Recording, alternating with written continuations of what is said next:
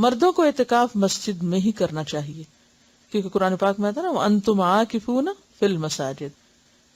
رمضان میں اعتکاف کے لیے روزہ رکھنا ضروری ہے، یعنی اعتکاف کے ساتھ روزہ شرط ہے۔ حالت اعتکاف میں بیمار پرسی کے لیے جانا، جنازے میں شریک ہونا، بیوی سے مجامت کرنا، بشری تقاضوں کے بغیر اعتکاف کی جگہ سے باہر جانا منع ہے۔ عن عائشہ رضی اللہ عنہا انہا قالت السنۃ علی المعتکف الا یعود مریضا ولا یشہد جنازۃ ولا یمس امرأۃ ولا یباشرها ولا یخرج لحاجۃ الا لما لا بد منہ ولا اعتکاف الا بصوم ولا اعتکاف الا فی مسجد جامع رواہ ابو داود۔ حضرت عائشہ رضی اللہ عنہا فرماتی ہیں اعتکاف کرنے والے کے لیے سنت یہ ہے کہ وہ بیمار پرسی کو نہ جائے، یعنی کوئی بیمار بھی ہو تو وہ نہیں نکل سکتا، جنازے میں شریک نہ ہو الا یہ کہ اسی مسجد میں کوئی جنازہ پڑھا جا رہا ہے لیکن وہ قبرستان تک نہیں جائے گا، بیوی کو نہ چھوئے، نہ اس سے مجامت کرے، اعتکاف کی جگہ سے ایسے ضروری کام یعنی قضاء حاجت، فرض، غسل وغیرہ کے بغیر نہ نکلے۔ اگر مسجد میں ٹوائلٹ نہیں ہے یا نہانے کی جگہ نہیں ہے اور نہانے کی ضرورت پیش آ گئی تو اس صورت میں صرف مسجد سے نکل سکتا ہے، یعنی جس چیز کے بغیر چارہ ہی نہ ہو۔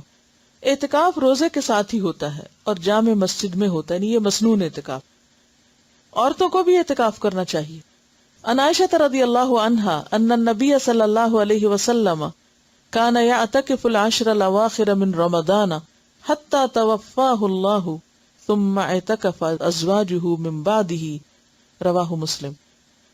حضرت عائشہ رضی اللہ تعالی عنہا سے روایت ہے کہ نبی اکرم صلی اللہ علیہ وسلم رمضان المبارک کا آخری عشرہ 21 سے 30 رمضان تک اعتکاف فرمایا کرتے تھے، یہاں تک کہ آپ نے وفات پائی۔ آپ کے بعد آپ کی ازواج مطہرات نے اعتکاف کیا۔ اس سے مسلم نے روایت کیا ہے۔ اگر کسی کو اعتکاف کے لیے 10 دن میسر نہ آ سکے تو جتنے دن میسر ہوں اتنے دنوں کا ہی اعتکاف کر لینا چاہیے، حتیٰ کہ ایک رات کا اعتکاف بھی درست ہے، چند گھنٹوں کا بھی کر سکتے۔ عن ابن عمر رضی اللہ عنہما ان عمر سأل النبی صلی اللہ علیہ وسلم قال كنت نذرت في الجاهلية ان اعتكف ليلة في المسجد الحرام قال اوف بنذرك رواہ البخاری۔ حضرت عبداللہ بن عمر رضی اللہ عنہ سے روایت ہے کہ حضرت عمر رضی اللہ عنہ نے نبی اکرم صلی اللہ علیہ وسلم سے پوچھا، میں نے زمانہ جاہلیت میں مسجد حرام میں ایک رات کا اعتکاف کرنے کی نظر مانی تھی، پوری کروں یا نہ کروں، یعنی دور جاہلیت میں ایسا سوچا تھا۔ آپ نے فرمایا اپنی نظر پوری کرو، اسے بخاری نے روایت کیا۔ اب یہاں جو آپ کے ذہن میں سوال آ رہا ہوگا کہ عورتیں کہاں اعتکاف کریں، مسجد میں کریں کہ گھر میں کریں؟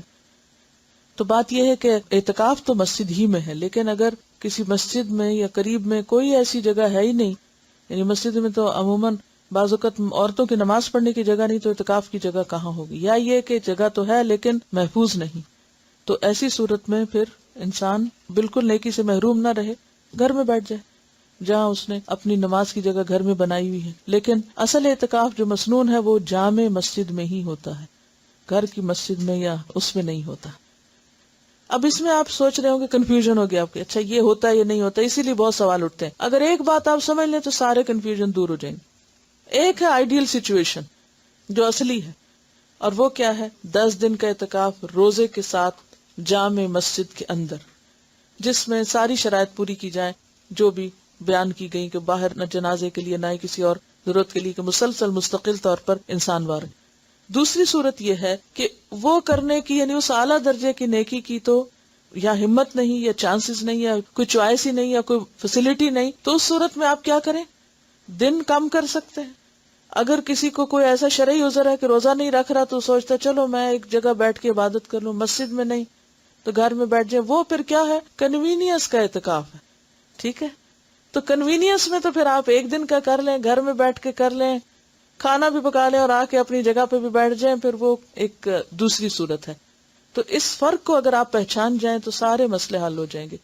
یا تو آپ وہ اعتکاف کریں جو اصل اعتکاف ہے، جس کو اعتکاف کہا گیا، اور اگر وہ نہیں تو پھر جو چاہیں کریں، جتنی دیر بھی کریں، کیونکہ عبادت ضائع نہیں ہوتی۔ یعنی یہ گھنٹے جو چند گھنٹوں یا رات کا ہوگا، یہ ضروری نہیں ہے کہ آپ عصر کے وقت کریں یا صبح کے وقت کریں، جب بھی موقع ہو۔ ہاں، نیت کر لیں۔ تراویح کے لیے جب آپ جائیں تو اس وقت کی نیت کر لیں کہ میں اس وقت میں اعتکاف میں ہوں، بس۔